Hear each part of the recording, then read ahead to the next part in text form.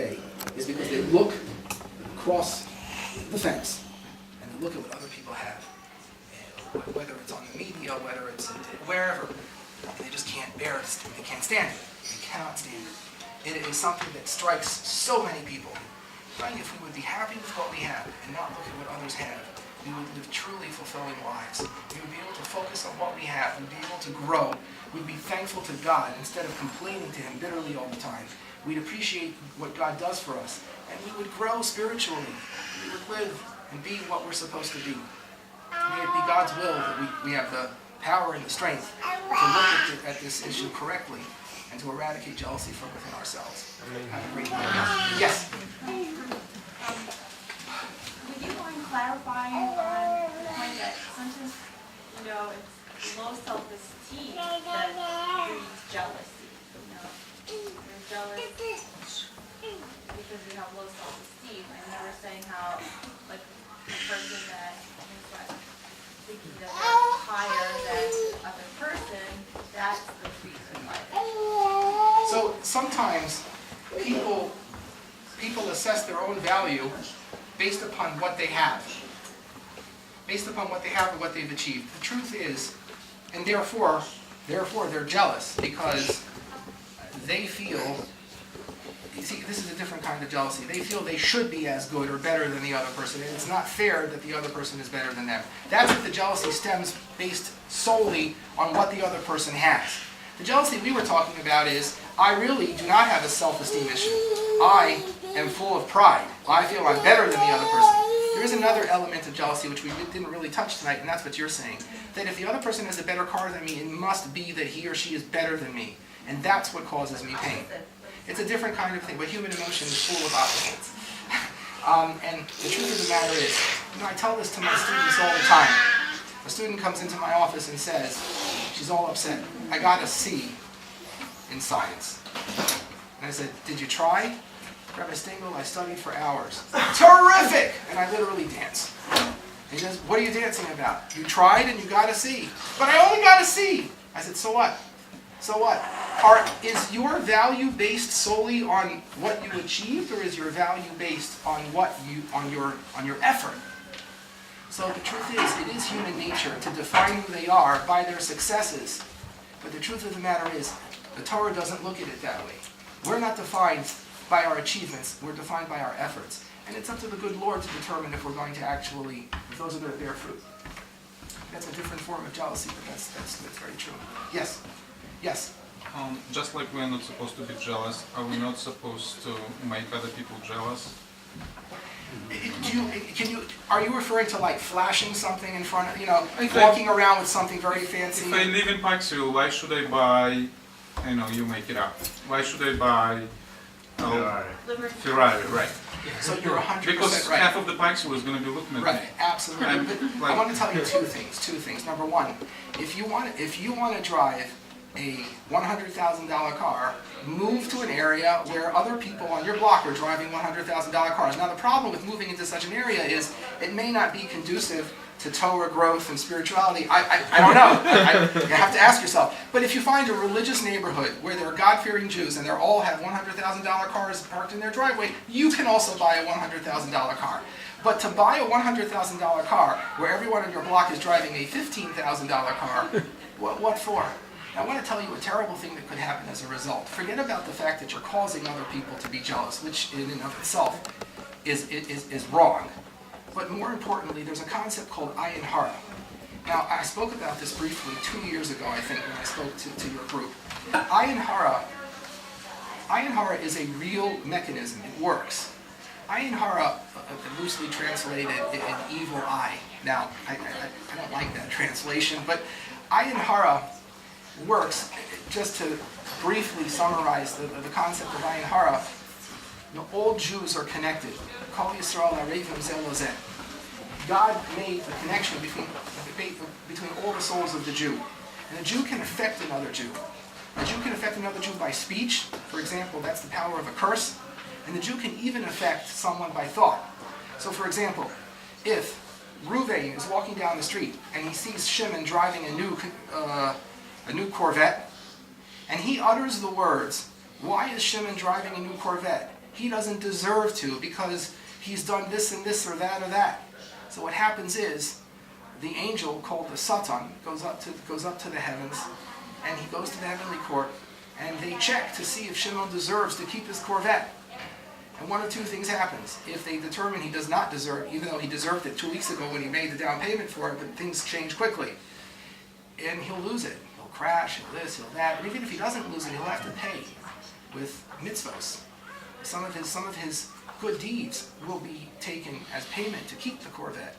And he's exchanging a Corvette for the reward that he could have had for all of eternity from those mitzvahs. So ayin hara is a real thing. And I want to tell you, if you want to succeed in life, do not bring upon yourself an ayin hara. I'll give you an example. Many people get a promotion, and they went, let's say someone was making $70,000 a year, and they got a promotion, now they're making $170,000 a year. Don't tell people. Don't tell people. Keep it to yourself. Why does everybody have to know? I don't mean don't tell people because you still want to pay low taxes. Don't tell people because you want to keep your salary. Because you'll get people jealous. And when they're jealous, they're going to say things. And those things have power.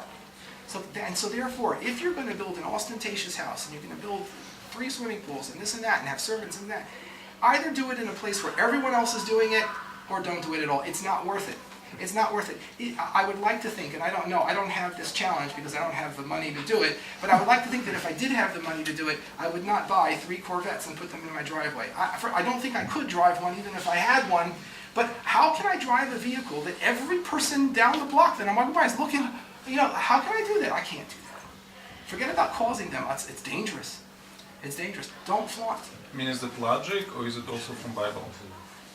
The ayin hara is from the Bible too. Is that what you mean? Ayin hara? No, not to make other people jealous. Not to make other people jealous? Absolutely. Absolutely. The Bible says countless of times that we're responsible for causing other people to sin, whether it's through action or through thought. We're held responsible. Many examples of that in the Bible. And if I'm not jealous of someone, can I still not like them?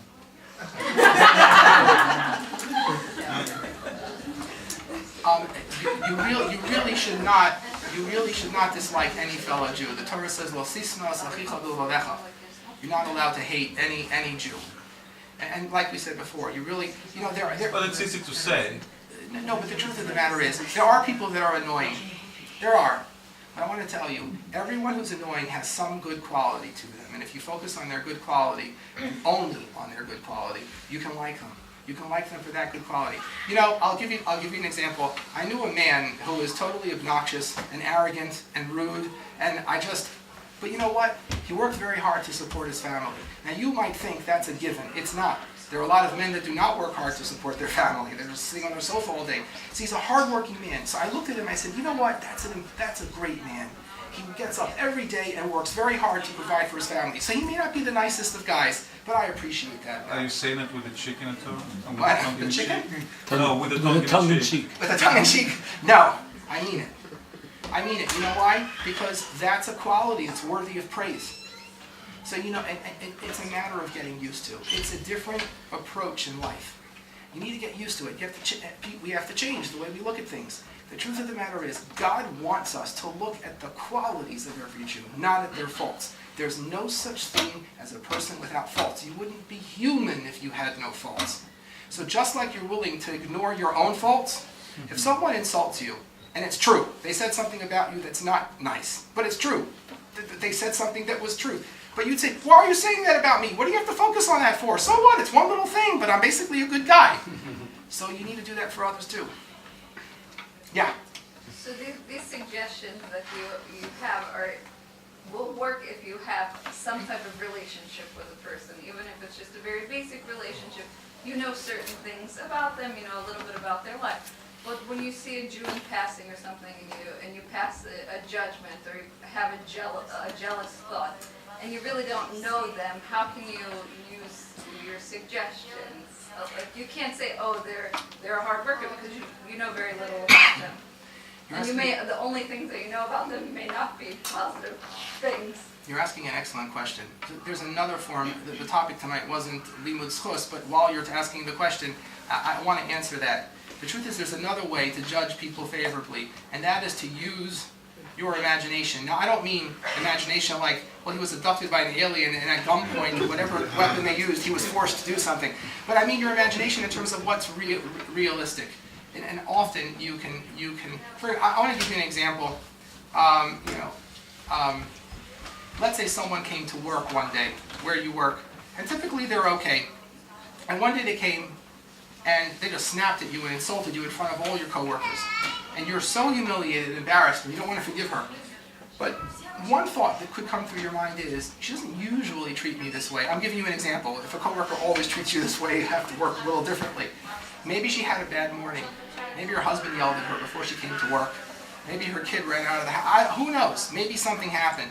So she's in a bad mood. Now, it doesn't justify her treatment of you, but it's a thought where in the back of your mind you can take what happened and look at it in the broader picture and decrease, if you will, the severity of what happened. It wasn't an act of malice. It was an act of loss of control, which is less severe. You can often put some people's actions in that context and say, look, they did something that was inappropriate, but at the end of the day, I can understand why they did it or why they were in that situation. The truth of the matter is, if you practice thinking favorably about people, you can almost excuse many things that would typically, you can't excuse everything, but you can excuse many things.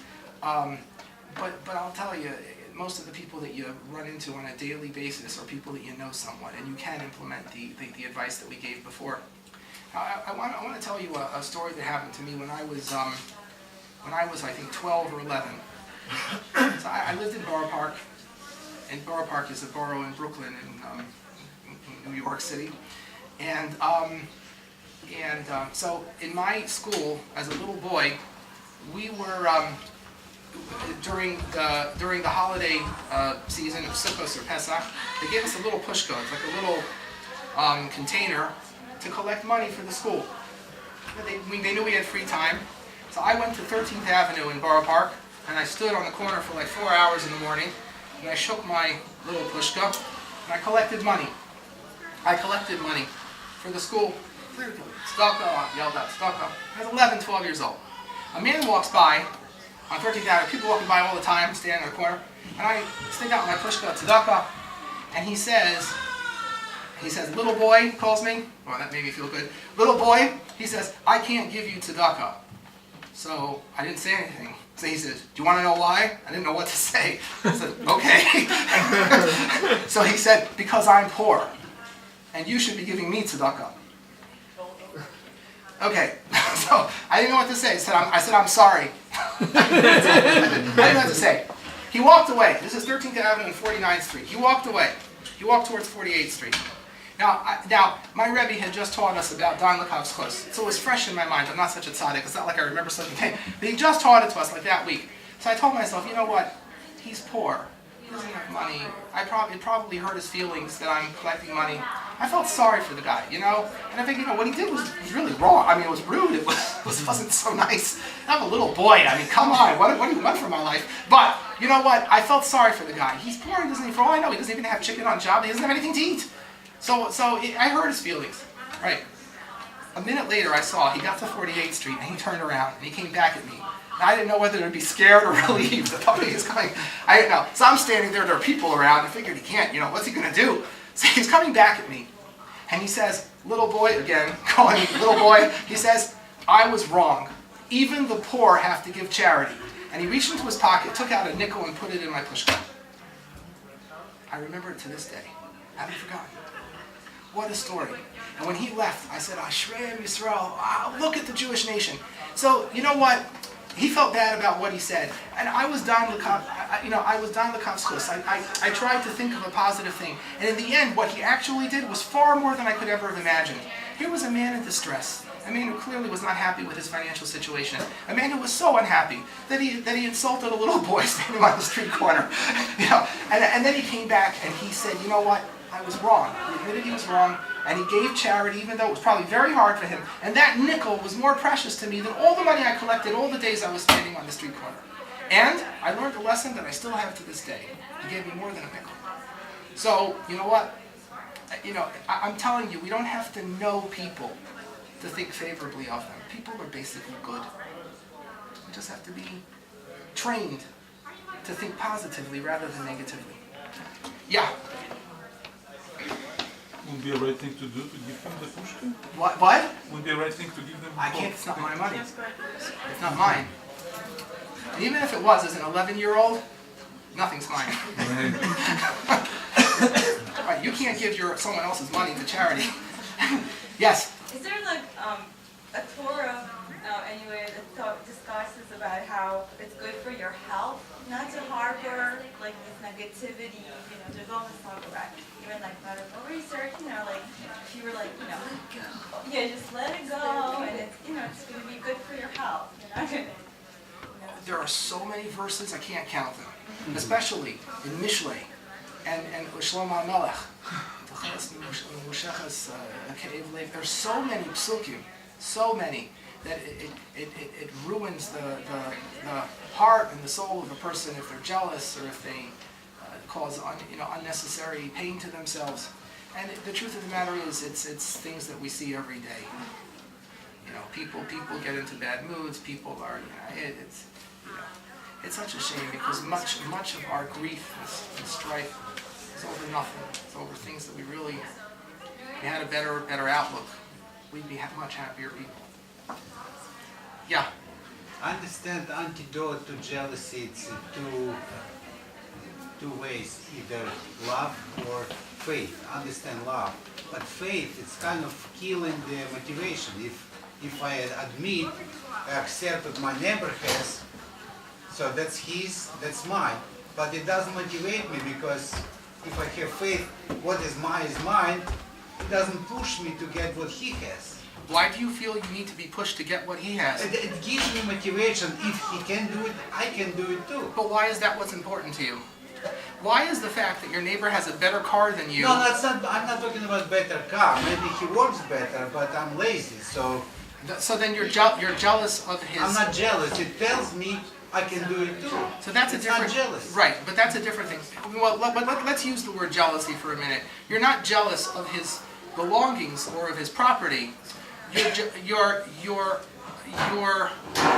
distraught over the fact that he has a certain quality. Call it ambition, call it whatever, that you lack. That's different. That's like we spoke before, Kina Sofrim Tar B'Chachma, where we said that, if you see a scholar that's very wise and it motivates you to study harder so that you can be wise as well, that's a kosher form of, let's call it jealousy.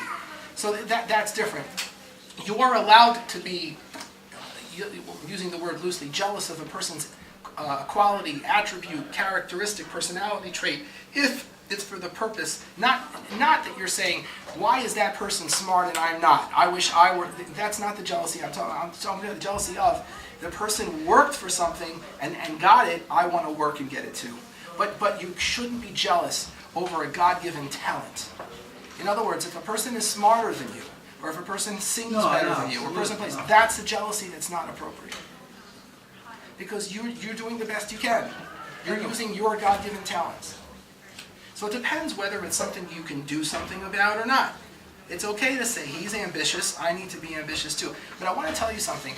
It's not always good for people to have what another person has.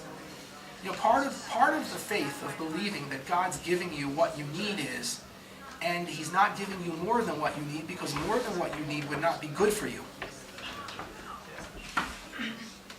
I have acquaintances. I have acquaintances who I know, if they were wealthy, they would sin. I know, I have no doubt. They can't sin because they can't afford to. You ever heard of that? They can't afford to. It costs money sometimes to sin. It costs money. They can't afford to. They're poor. And who knows if God didn't make them poor because he knew that if they had money, they'd be doing who knows what. Who knows where. With who knows who. I don't know. I don't know what they'd be doing. I have no idea. But you know what? It's a big challenge that's going to have. So, we have to believe that maybe it would cause a person to, don't know. Am I? Yes. Sorry. So the kosher version of jealousy that you mentioned, does it only apply for Torah learning? Although Chazal say kinas sofrim tar b'chachma, which means being jealous of someone's knowledge of Torah, is kosher because it motivates you to study and be like them, the commentators say that any midah tova, any kind of kosher quality or attribute of a person that's worthy of emulating and worthy of holding on to is also that way. So in other words, if you see someone who's very humble, and you say, I wish I were that humble, that motivates you to be like that person. That's why we spend time in close proximity to the righteous and to the scholarly. We watch their ways, and hopefully it motivates us to be like them. So when it comes to like Kabanim or anything to do with growing aspects? As long as it's not the first kind of jealousy, which is, why is he humble and not me? He should be, all right, but we're assuming that's not the kind of jealousy you're referring to. I let him remain humble. I kind of like to be like him, and I like to be humble too. Yeah, that would be okay. Yes? Is it worthy to when you raise the kids and say, look at him now, pointing out good qualities in other kids? Is it that to do to your kid because they kind of? Other kids are raised like that. Your mothers always tell look at your friend, he's so good, he studies so well. How about doing it for yourself? Telling your kid, why can't you be like that kid? Do it for yourself. Tell yourself, why can't I be like, you shouldn't even do it with your own children. And with two boys, and say, why can't you be like your brother? That's not a healthy way of, because the kid is not a healthy way of doing it. Do it for yourself. He's saying if you tell your kid, if you work hard and you study hard and you do your best, you can have nice things like. Yeah. Well, if that's what's important to you, yeah, you could say that. But the difference between what you're suggesting and what was suggested before is you're not saying, why can't you be like that person? That's almost like a personal attack on the child. You're no good. Versus the positive approach, which is, if you work hard, you could be like that person. Yes. I think it's a very Russian mentality to do that, though. It is? It's a majorly Russian mentality. Which is what? Which is like, well, you see your friend. Yeah. Well, you should have been like this if you did this and this and Oh my. that. Right. Oh my. No, ladies and gentlemen. No, have mercy on your Well, kids. but in some ways, that's what brought a lot of people to being forgiven. But it depends on how it's said. Depends on how it's said. Children need to feel loved and appreciated, even when you're critiquing them. You have to shower them with positive, besides love, but with positive praise. I'm so proud of the fact that you did this and this, and if you did this, you're even going to be better at what you do. Versus like, what? I had a parent once. This is a true story. I couldn't believe it. I got a phone call from a parent. The child got all A's and 1 B. All A's. Does this sound familiar? I don't know.